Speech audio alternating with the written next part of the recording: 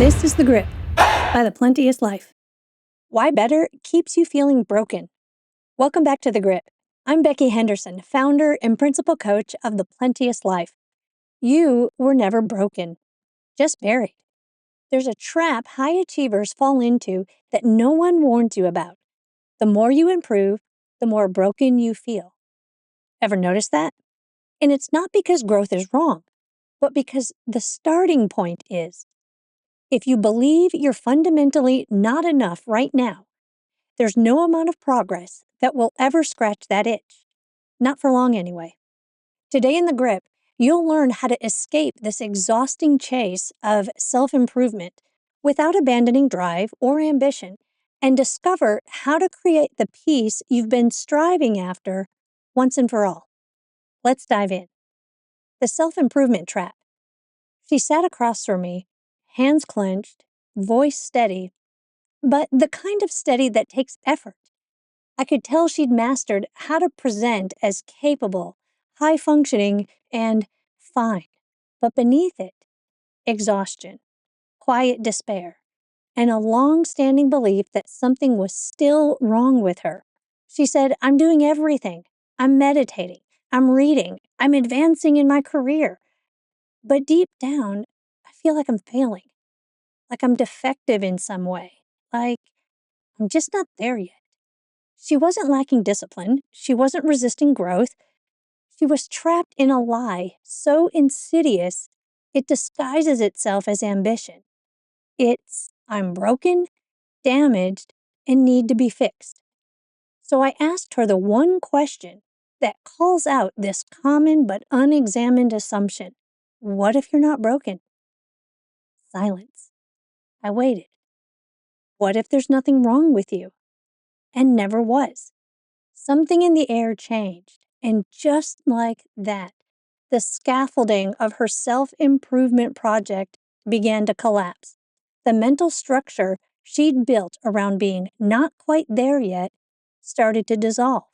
"Well, if I'm not broken," she whispered, "then maybe I've been enough this whole time." That was the moment everything turned. She didn't need another strategy. She didn't need to optimize her morning routine. She needed a new starting point.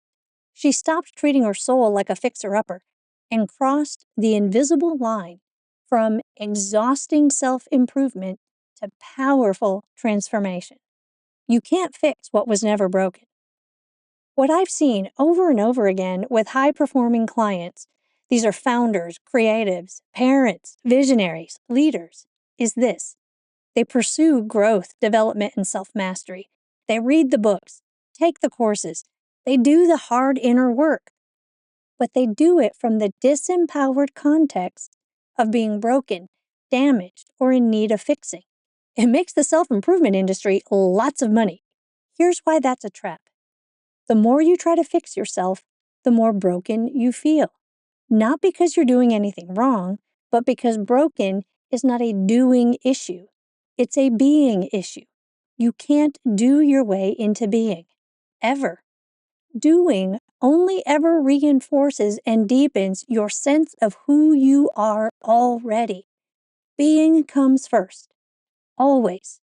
When your pursuit of growth is rooted in the belief that something is fundamentally wrong with you, you create the endless loop of always striving, never arriving, the goalpost, always moving.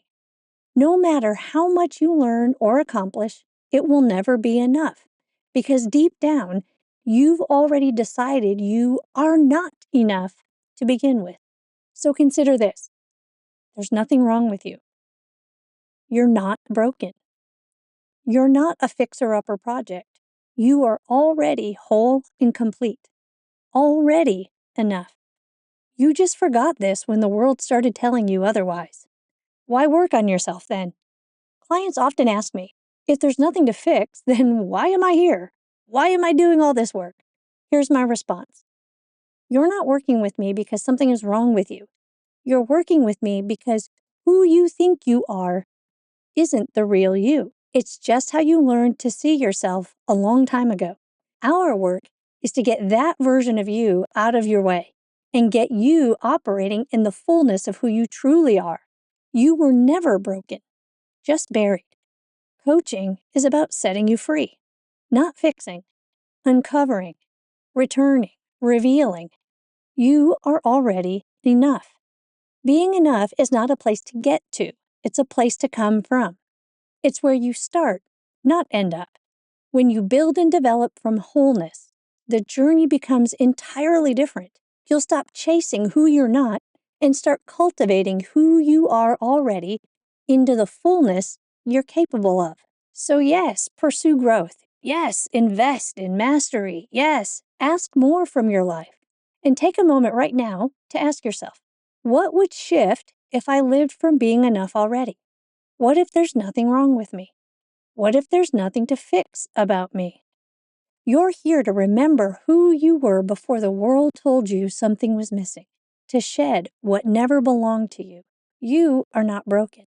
You are becoming, and that makes you more than enough. So, stop striving to feel worthy. You already are. You were never meant to earn your way to wholeness. You were meant to create from it. When you live and lead from being enough, you're no longer chasing success to prove or validate your worth. Success becomes a byproduct of the worth you are already. That's how impact becomes effortless.